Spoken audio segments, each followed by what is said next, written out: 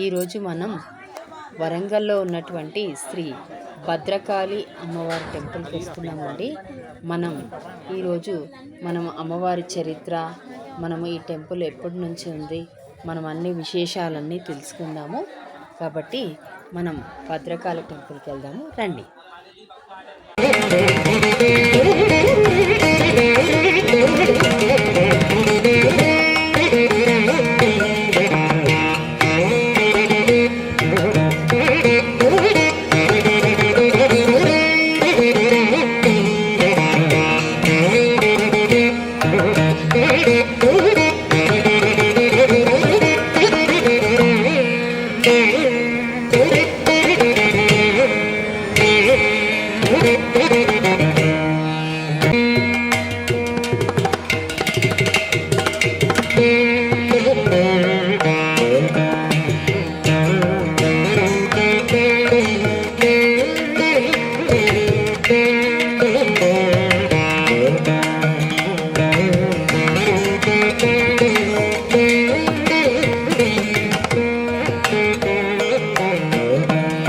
ముందుగా మనం శ్రీ వరసిద్ధి వినాయకుడు మనకు ఎదురుగా దర్శనం ఇస్తాడండి.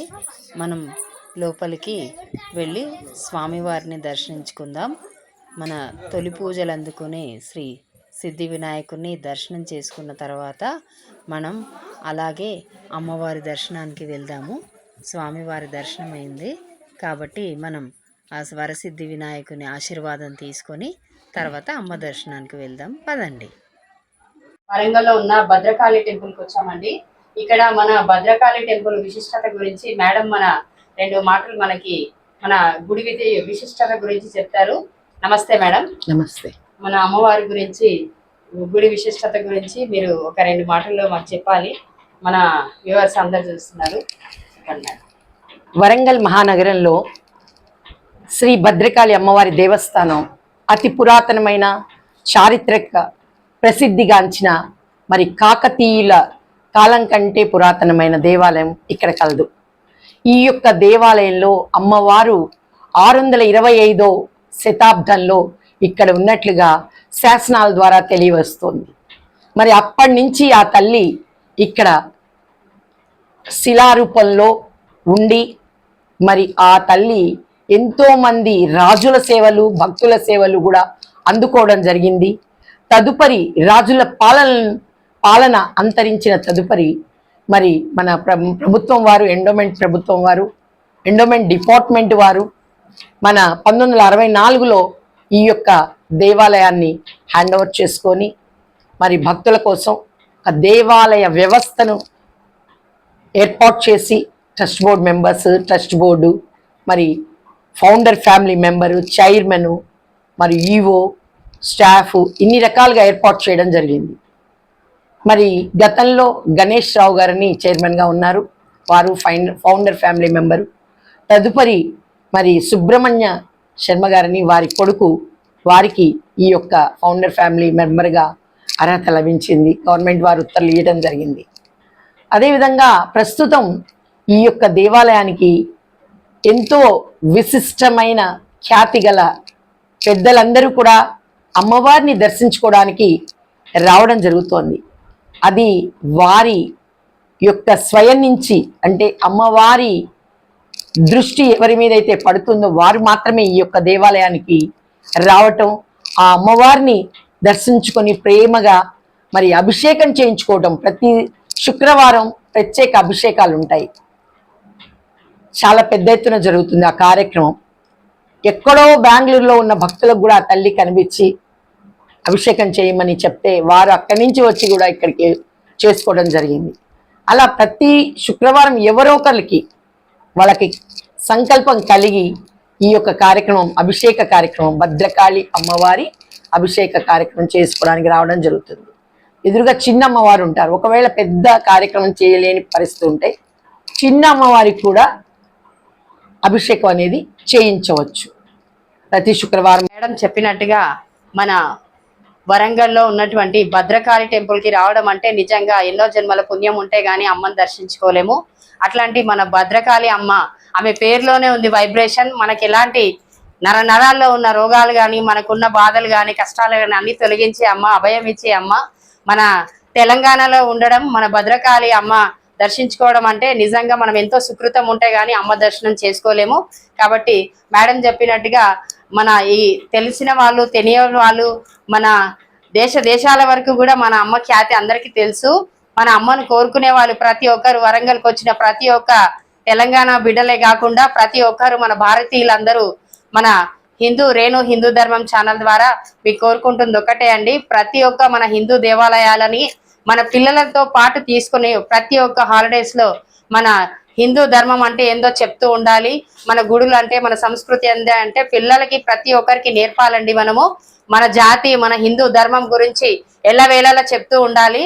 మనము మన జాతి అంతా అటు ఇటు ఎటో వెళ్తా ఉంది. అలా కాకుండా మనకంటూ మన దేవతలు ఉన్నారు, మన ధర్మం అంటూ ఉందా అని మన పిల్లలకు మనం ప్రత్యేకంగా నేర్పాలి. అలాగే మన అమ్మ ఆశీస్సులు కూడా మనం ఉండాలని ప్రతి ఒక్కరు హిందూ ధర్మం ఛానల్ చూస్తున్న వాళ్ళందరూ కూడా కంపల్సరీ అమ్మ దర్శనం చేసుకోవాలని కోరుతున్నామండి.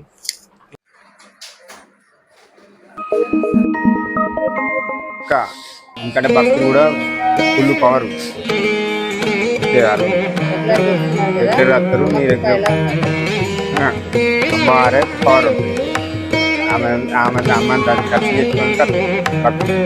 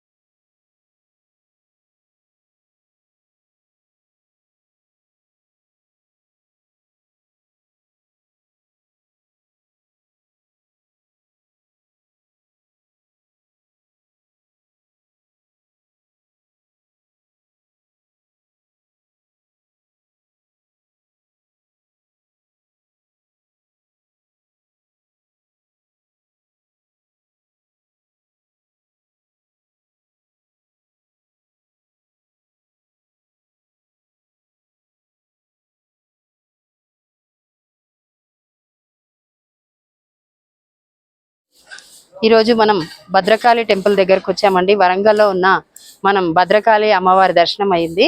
ఈరోజు ఇక్కడ మన భద్రకాళి అమ్మ వచ్చిన ప్రతి ఒక్క భక్తులకి కూడా ఆమె కొంగు బంగారమై అందరికీ కోరికలు తీరుస్తూ భక్తులను అందరి దగ్గరికి నుండి ఆకర్షించుకొని తన వైపు నిలుపుకుంటుంది. మన భద్రకాళి అమ్మ గురించి చెప్పాలంటే చాలా చరిత్ర ఉంది. అలాగే వచ్చిన ప్రతి ఒక్క భక్తులు కూడా ఈ టెంపుల్లో ఇక్కడ నిమ్మకాయ దీపాలు పెట్టించి వాళ్ళ కోరికల కోసం మొరబెట్టుకుంటారు. కాబట్టి అమ్మవారి దర్శనం ప్రతి ఒక్కరు చేసుకోవాలని, ఆ అమ్మ కృప మీ అందరికీ ఉండాలని మా హిందూ ధర్మం ఛానల్ నుంచి కోరుతున్నాము.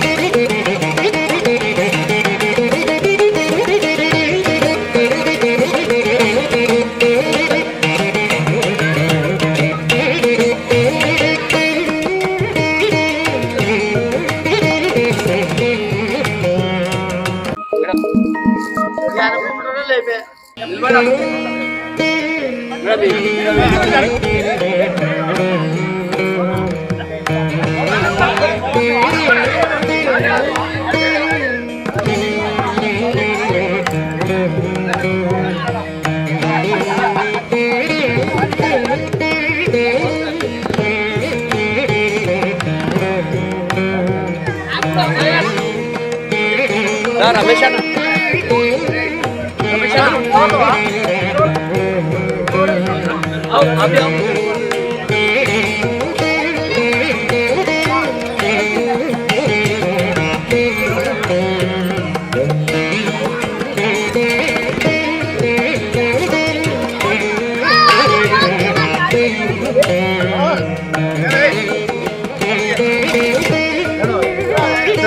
మన భద్రకాళి అమ్మ దర్శనం చేసుకున్న తర్వాత బయటకు వచ్చిన తర్వాత అమ్మ మనకి వచ్చిన భక్తులకి ఇక్కడ భోజన సదుపాయం కూడా మనం దేవస్థానం ద్వారా మనకి భక్తులందరికీ భోజన సౌకర్యాలు కూడా కల్పించారండి.